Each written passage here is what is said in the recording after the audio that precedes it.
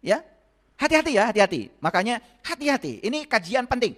Ya, saya bagi hadiahnya. Harusnya kan saya tetap dapat uang walaupun tidak bekerja. Kan keyakinan itu yang harus dibangun. Rekening saya tetap bertambah walaupun saya tidur. Rekening saya tetap bertambah walaupun saya piknik. Gimana caranya? Habis itu jalan-jalan sama keluarga, tapi duitnya ngalir aja terus. Kan gitu yang enak, betul nggak? Bisa gitu? Bisa. Gimana caranya? Nah, ini caranya. Makanya saat sakit jangan jatuh perasaan kita pada kondisi sakit. Perasaan kita tumbuhkan pada pikiran dan perasaan sehat. Kan saya sudah ajarkan tempo hari.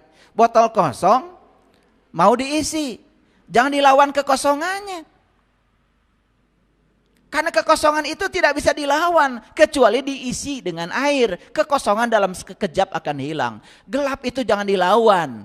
Karena kegelapan itu tidak bisa diusir. Satu-satunya cara mengusir kegelapan, hadirkan cahaya. Kebencian itu jangan dilawan. Satu-satunya untuk melawan kebencian, hadirkan cinta dan kasih sayang. Itu kan beres.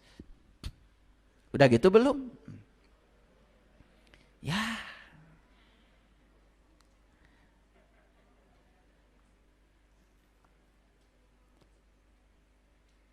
Jadi kesadaran kita nggak naik-naik ya, umur aja terus bertambah. Tiap bertambah umur kemudian ulang tahun. Betul nggak? Ketika ulang tahun tiup lilin. Begitu tiup lilin ditanya kenapa ulang tahun tiup lilin, nggak ngerti juga. Karena orang lain juga sama-sama tiup lilin. Karena ada lagunya. Betul nggak? Tiup lilinnya, tiup lilinnya. Tiup lilinya sekarang juga, kan begitu. Udah ada. Udah biaya mahal-mahal cuma begitu. Ya nggak apa-apa ya, mahal-mahal, bawa kue, bawa lilin, tapi ngerti maknanya. Kenapa lilin harus ditiup? Satu maknanya, umurmu berkurang, kan begitu.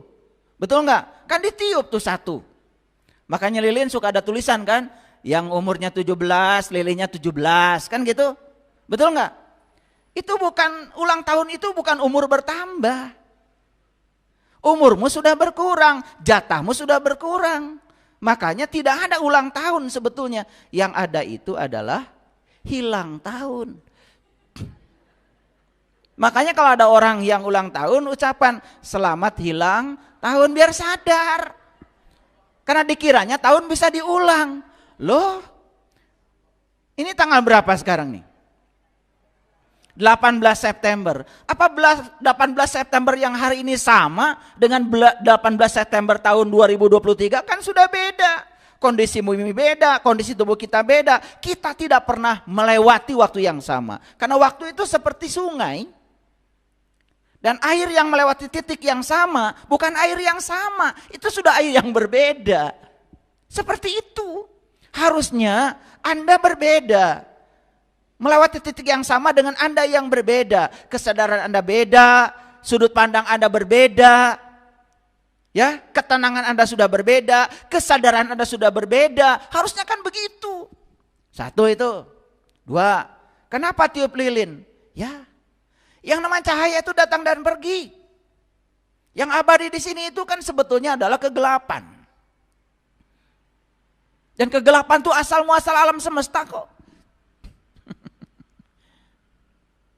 Terlalu jauh ya. Udah, tarik lagi ke sini. Apa perasaan kita tentang kesehatan? Apa perasaan kita tentang pekerjaan? Masih ada nggak yang punya keyakinan cari kerja susah? Ada nggak? Ada nggak? Semua yang punya keyakinan cari kerja susah, insya Allah susah terus cari kerja. Karena keyakinan Anda yang membentuk. Kita lupa bahwa sebetulnya semua yang kita raih hari ini itu buah dari keyakinan kita. Kita meyakini yang tidak terlihat, ternyata yang tidak terlihat itu akan nampak. Kita menjadi melihat yang kita yakini. Cuman kita nggak pernah sadar. Makanya saya coba ya memberikan kajian-kajian kesadaran seperti ini. Dan kajian seperti ini ya memang hanya untuk orang-orang yang mau sadar. Yang nggak mau sadar ya sudah, biarkan aja. Nanti juga akan disadarkan oleh semesta. Karena semesta punya cara sendiri untuk menyadarkan mereka yang susah sadar. Makanya kita nggak usah usil. Yang ngaji bagus, yang nggak ngaji juga bagus. Yang sadar bagus, yang tidak sadar juga bagus. Karena nggak ada yang sadar kalau nggak ada yang tidak sadar. Betul nggak? Dan Bapak Ibu yang pernah tidak sadar, baru merasakan sadar itu luar biasa mewahnya, karena ada bumbu dari ketidaksadaran yang pernah dicapai. Betul nggak? Sekarang mencapai kesadaran, belum pernah tidak sadar, akan biasa-biasa saja ketika mencapai kesadaran. Betul nggak? Nah, menjadi luar biasa mencapai kesadaran karena pernah tidak sadar. Makanya begitu lihat orang yang tidak sadar, jangan usil, kamu juga pernah tidak sadar. Betul nggak? Dan kita juga pernah melewati jalan itu. Oleh karena itu ya doakan saja, semoga cepat sadar, gitu aja. Apa perasaan kita tentang pekerjaan? Coba saya mau nanya. Bapak Ibu, ini saya yakin pernah bekerja ya. Buat apa sih pada bekerja? Cari uang. Tuh. Jawabannya kan sama seperti kebanyakan orang, maka nasibnya juga sama. Gak ada saya tanya, kenapa Anda bekerja? Saya bekerja karena saya hidup. Hidup itu untuk bekerja. Saya tidak mau bekerja untuk hidup. Orang yang bekerja untuk hidup, sekarang ini gak mungkin ngaji di sini. Pasti dia sedang bekerja untuk mempertahankan hidup. Karena bagi dia, ngaji aja seperti ini, penghasilannya hilang karena tidak bisa hidup. Jadi bersyukur gak bisa ngaji?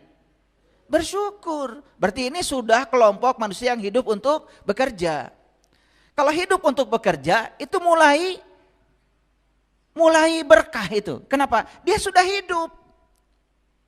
Yang bekerja untuk hidup, belum hidup. Kan baru bekerja untuk mempertahankan hidup. Coba hanya mempertahankan hidup saja sudah susah. Apalagi berkarya dalam hidup. Mempertahankan hidup itu sudah susah. Kenapa? Lagi-lagi keyakinan. Ada nggak orang yang meyakini kalau saya bekerja saya dapat uang, kalau saya tidak bekerja saya tidak dapat uang? Ada nggak yang punya keyakinan gitu? Kamu itu akan dapat uang kalau bekerja. Padahal ada saat di mana kamu tidak bisa bekerja lagi, tapi uang dibutuhkan. Ini keyakinan ini akan jadi kenyataan. Ya, hati-hati ya, hati-hati. Makanya hati-hati. Ini kajian penting. Ya, saya bagi hadiahnya. Harusnya kan saya tetap dapat uang walaupun tidak bekerja. Kan keyakinan itu yang harus dibangun. Rekening saya tetap bertambah walaupun saya tidur. Rekening saya tetap bertambah walaupun saya piknik. Gimana caranya? Makanya jadi orang kaya itu harus malas. Buat apa jadi orang kaya segala dikerjain sendiri? Betul nggak? Jadi orang kaya itu harus malas. Orang kaya itu pagi-pagi sarapan, habis gitu olahraga, habis itu denger musik. Betul nggak? Habis itu jalan-jalan sama keluarga, tapi duitnya ngalir aja terus. Kan gitu yang enak, betul nggak? Itu juga keyakinan. Kalau kita punya keyakinan bahwa kita ini kalau bekerja dapat uang, tidak bekerja tidak dapat uang, itu keyakinan. Kita akan melihat yang kita yakini itu menjadi kenyataan. Bisa gitu? Bisa. Gimana caranya? Nah, ini caranya.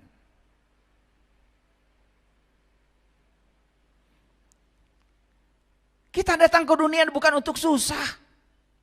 Makanya buang, hidup itu susah dan penuh perjuangan, buang. Ganti sekarang, hidup itu mudah dan menyenangkan. Anak saya bicara sama saya, Ayah, nanti bulan depan pengen balapan. Ada balapan tuh di Birgif. Harus pakai mobil balap dong. Iya ayah. Oke, nanti juga ada mobilnya. Saya ngomong gitu aja. Saya tidak mengatakan uang dari mana, enggak. Tidak mengatakan kamu mimpi, enggak. Nanti juga ada mobilnya. Apa yang saya katakan selaras antar pikiran dengan perasaan saya. Betul itu. Sebelum jadwal balap itu tiba, ada seseorang yang kemudian ikut pelatihan spiritual dengan saya. Saya cerita, anak saya itu suka balap. Saya juga nggak tahu kalau dia punya mobil balap. Lah saya ceritanya ke dia kok, bukan pada yang lain. Itu juga frekuensi kan? Itu getaran, itu energi. Selesai itu diam-diam, besok-besoknya itu dia datang lagi ke Bandung bawa mobil balap itu.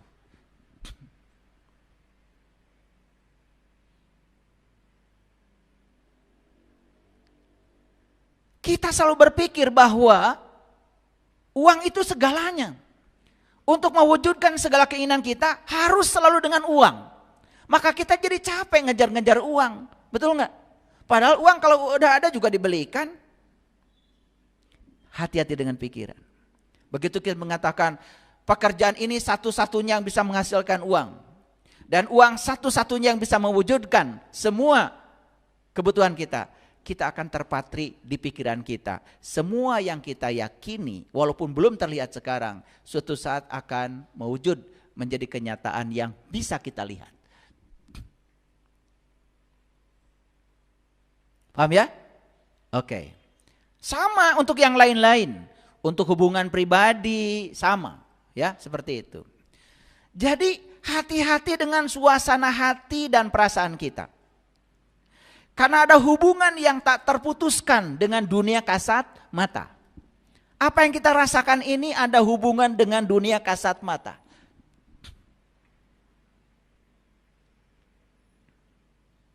Bapak Ibu, lagi tidak punya uang, tiba-tiba ada tagihan.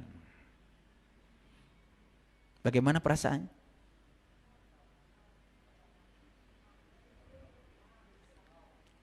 Langsung ngobrol ke tetangga? Langsung curhat sana sini? Perasaan yang tidak enak ini diperkuat oleh kita sendiri. Pertama kita sedang tidak punya uang, tiba-tiba dapat tagihan. Itu akan memperbesar utang kita. Dan tagihan tidak terbayar, setelah itu kita akan punya utang baru lagi. Percaya sama saya. Tapi kalau kita bisa menjaga perasaan kita, jaga perasaan kita. Gimana caranya? Disitulah pentingnya kita belajar keterampilan menjaga perasaan di frekuensi positif. Apa bisa? Bisa. Contoh, ini tagihan apa nih? Tagihan listrik misalnya. Ketika kita merasa ketika bayar tagihan itu uang kita dirampok, uang kita berkurang, maka uang itu sedih dengan perasaan kita. Dan kesedihan pada perasaan kita membuat uang itu tidak rindu lagi untuk datang kepada kita. Coba sekarang dirubah pikiran dan perasaannya. Oh, saya sudah merasakan tidak ada listrik itu seperti apa. 2 jam, 3 jam gak ada listrik itu seperti apa. Saya membayar tagihan ke PLN ini bukan perampokan PLN pada saya, bukan. Saya ingin mengembalikan jasa baik PLN. Saya ingin berterima kasih pada para penemu listrik. Saya ingin PLN di Indonesia ini tetap bersinar.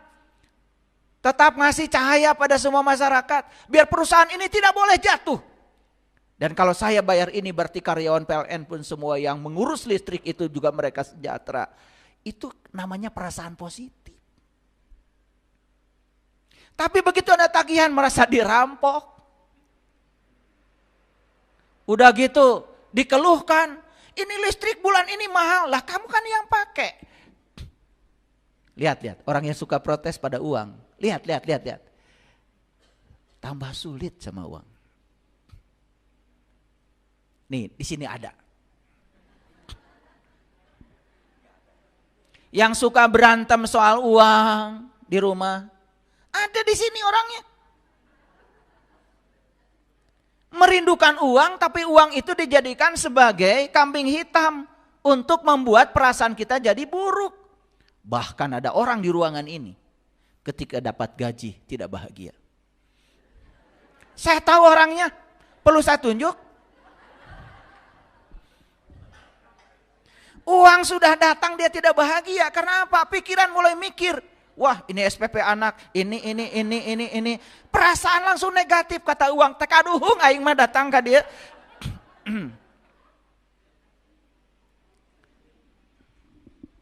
Ini ceramah biasa hadirin. Tetapi kalau ini dipraktekkan, saya yakinkan, saya udah pengalaman luar biasa. Luar biasa. Bahkan ketika tagihan datang, saya bilang terima kasih uang sudah datang. Saya imajinasikan aja tagihan itu cek. Cepat punya uangnya itu. Ini masalah. Makanya saya tertarik untuk kasih judul ini, meyakini yang tidak terlihat, hati-hati. Karena kita akan melihat yang kita yakini itu menjadi kenyataan. Saya ngajar mata kuliah entrepreneurship di perguruan tinggi. Di beberapa universitas. Bahasa Indonesianya mata kuliah kewirausahaan. Ingin mencetak anak-anak muda ini menjadi orang-orang yang berkelimpahan itu. Ternyata tidak mudah membalikan tangan. Karena apa? Saya harus meruntuhkan dulu keyakinan-keyakinan yang dibangun oleh ibu bapaknya, guru-guru sebelumnya, lingkungannya. Dan ketika saya kasih kuesioner, hampir 99% mahasiswa mengatakan uang itu susah. Bayangkan. Siapa yang ngasih program pada otaknya itu? Kan kita-kita juga nih orang tuanya. Kita, kalian kali ya. Lupa saya.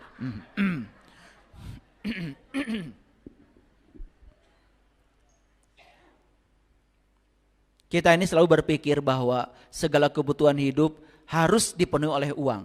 Makanya kita jadi mengejar-ngejar uang. Coba sekarang kita bisnis, bekerja, dirubah. Saya datang ke dunia ini diberi keahlian saya memasak. Dan mulai sekarang saya akan melayani orang-orang yang tidak bisa memasak. Biar mereka dapat makanan yang enak. Lupakan uang. Buka catering. Tapi niatnya begitu, bismillahnya. Saksikan saya. Bahkan uang yang datang itu lebih berkah. Daripada kita jualan makanan mencari uang. Sedikit saja dirubahnya, tapi saksikan berkahnya akan luar biasa berlimpah. Ayo, teman-teman jadi dokter, niatnya cari uang, ya paling dia dapat uang yang dia pikirkan. Karena itu keyakinan. Tetapi kalau saya jadi dokter karena saya diberi ilmu oleh Allah untuk menolong orang-orang yang butuh pertolongan. Saya akan tolong orang-orang yang butuh pertolongan medis. Dengan sepenuh hati saya. Karena saya percaya, saya sedang dipakai Allah menjadi kepanjangan tangannya untuk menyampaikan cinta kasih Allah lewat peran saya sebagai dokter. Apa uang tidak datang? Lebih banyak. Jadi kita bukan mengejar uang, uangnya yang mengejar kita. Tidak terhormat manusia yang mulia mengejar-ngejar uang. Uang itu harus ngejar kita. Makanya uang harus rindu sama kita ya. Nah kalau ingin dirindukan uang nanti ikut pelatihan khusus. Tanggal 10 Oktober saya khusus akan memberikan pelatihan khusus bagaimana dirindukan uang. Ya. Bayar. Lah, begitu saya bilang bayar langsung otak mikir lagi. Masa harus bayar, kamu akan dijauhi uang.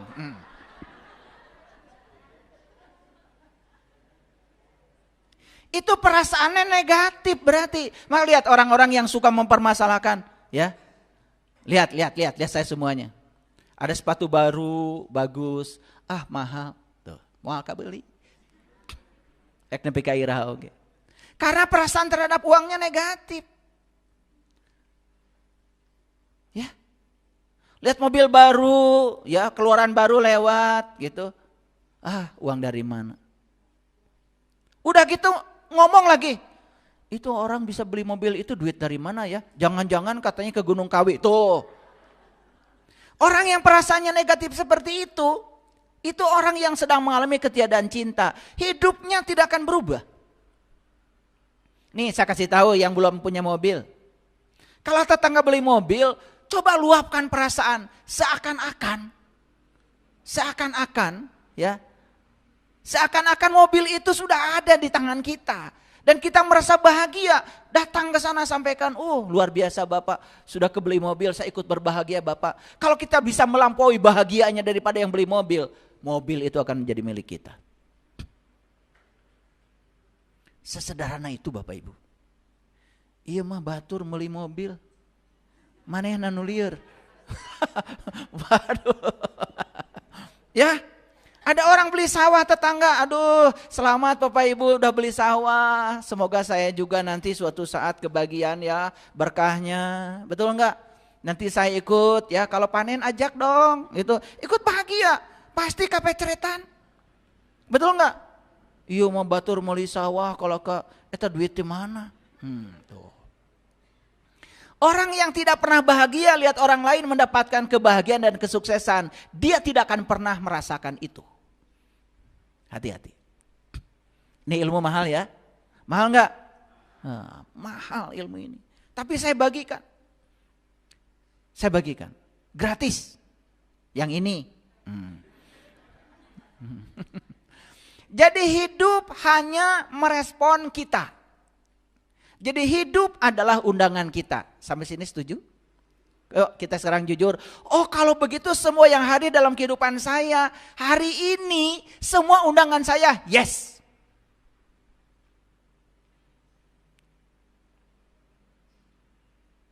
Semua yang mengundang adalah dirimu. Nah kalau kita perhatikan kan di semesta ini cuma ada dua kelompok manusia. Ada mereka yang hidupnya lebih banyak positif. Ada mereka yang hidupnya lebih banyak negatif. Tahu nggak bedanya? Mereka yang hidupnya lebih banyak positif karena apa? Mereka itu telah mampu menggunakan kekuatan positif yang ada dalam dirinya dan dia mengungkapkan perasaan positif itu. Yang diungkapkan perasaan positifnya. Dan mereka yang hari ini hidupnya negatif kan lebih banyak mengungkapkan yang negatif. Coba ingat-ingat tuh. Kenapa anak-anak tidak mau sekolah? Kenapa anak-anak tidak kebiayaan sekolah? Karena kita selalu mengungkapkan yang negatif. Boro-boro nyekolahin anak. Buat makan aja susah. Tuh itu yang diungkapkan. Coba ungkapkan yang positif. Anak saya pasti sekolah. Pasti ada jalannya. Gimana caranya? Mungkin dapat beasiswa. Mungkin ada jalannya. Bapak Ibu. Saya mengagumi orang tua saya. Kenapa? Saya bisa sekolah dari kampung saya ke SMA itu hampir 80 kilo itu. Dan buat ongkos juga tidak ada. Tapi bapak saya selalu mengatakan, bapak jeung mama ngan bisa ngadoakeun ka nyeun. Da sakieu kaayaan anak, tapi insya Allah mun hayang sakola pasti sakola. Itu maghrib, saya pergi dari rumah ke jalan. Gak bawa uang seperak pun coba. Gak bawa uang seperak pun. Luar biasa doa ibu bapak saya. Ada orang baru tutup restoran. Ya restoran di kampung. Warung nasi lah. Baru tutup. Dia nanya, aduh saya ditanya meni bunga. Ujang teh bade ka mana? Bade ka Garut. Bade naon? Nyalira. Hoyong sakola, bade daftar. Kedua ongkos. Ente. Coba. Saya dikasih ongkos. Sampai di Garut. Nanti di Garut kota ada yang nanya lagi. Ya. Ujang teh di mana? Bari daftar ka sakola. Kulam di mana? Teu gaduh wargi di dieu. Gaduh artos. Henteu. Saep tadi dia ngongkos. Ada aja pertolongan. Atas we di dia atuh tiasa adan teu. Oh, adan mah eta mah tiap dinten. Dites adan. Suara saya bagus. Tos we cenah aya nama ngawuruk ngaos di dieu tuh. Ketemu jalan lagi. Itu cerita di Garut. Mau sekolah ke Bandung, sama ceritanya begitu. Tapi saya bisa sekolah. Ternyata tangan-tangan semesta itu jangan dipikirkan oleh kita. Tarik saja oleh kita, maka tangan-tangan semesta akan datang untuk mewujudkan segala yang kita mau. Makanya jangan pernah berpikir cara. Hebat Allah itu. Yang penting ungkapkan perasaan positif. Tapi selama ini kita selalu mengukur Allah dengan ukuran kita, dengan dompet kita, dengan saldo kita. Kita nggak percaya kepada Allah. Makanya Asmaul Husna itu bukan dinadomkan. Ar-Rahman, ya Allah, aku berasal dari Engkau yang Maha Pengasih. Berarti aku harus menjadi pengasih. Ar-Rahim, ya Allah, aku berasal dari Engkau yang Maha Penyayang. Sumberku adalah Engkau. Aku adalah bagian dari dirimu ya Allah. Berarti aku harus menjadi penyayang. Al-Malik, ya Allah Engkau yang maha memiliki segalanya. Dan bagian dari dirimu ada dalam aku. Engkau meliputi diriku. Izinkan aku untuk memiliki sebagian kecil dari apa yang Kau miliki. Untuk memenuhi kebutuhan hidupku. Ar-Rahman, Ar-Rahim, Al-Malik, Al-Qudus, As-Salam, Al-Mu'min, Al-Mu'min. Coba larapkan dalam diri. Aduh, itu Asmaul Husna luar biasa. Itu yang dikatakan di Quran. Walillahil asmaul husna fad'uhu biha. Allah punya Asmaul Husna. Berdoalah kepada Allah dengan Asmaul Husna. Berdoa dengan Asmaul Husna itu begitu. Wujudkan sifat-sifat Dia dalam diri kita. Bukan dinadomkan. Aduh. Ya Allah, ya Rahman, ya Rahim, ya Malik.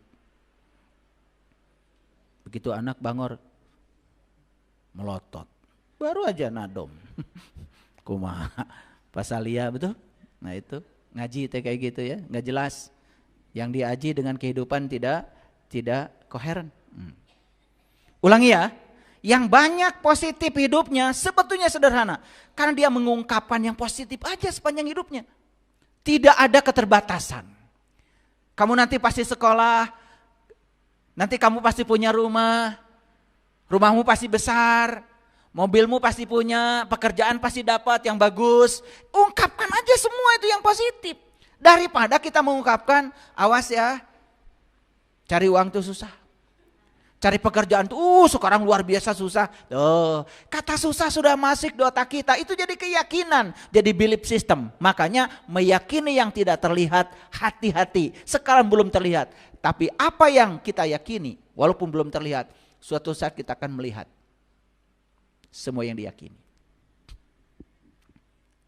Bisa jujur sekarang pada diri kita? Udah ketemu sekarang? Oh ternyata meureun ieu masalah kita selama ini. Kayaknya ini masalah kita selama ini. Kan kita selalu berpikir terbatas, betul enggak?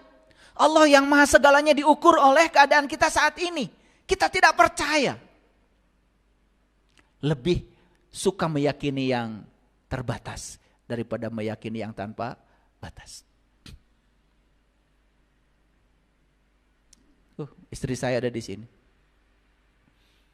Waktu saya kos dulu, ya saya besar hati aja, mulai naksir-naksir.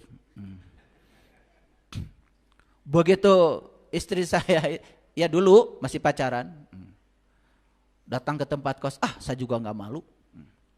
Ditanya sama istri saya, panggilnya kakak. Kakak, kasurnya mana? Ya. Lomarinya mana? Ya, cuman kardus Indomie aja di sudut. Baju saya juga kan segitu. Beli lemari juga nggak ada yang perlu dilemarikan. Lah bajunya cuma segitu di kardus. Dan saya tidak gengsi, saya katakan apa adanya. Tidak diada-adakan harus karena pacar mau datang. Sakit we, ayo. Begitu mau datang ke kampung saya, hayu. Kampung saya mah jauh.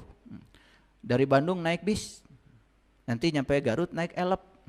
5 jam, 6 jam kalau penumpang belum penuh, wayahna can init. Ikut. Yang sekarang jadi istri saya.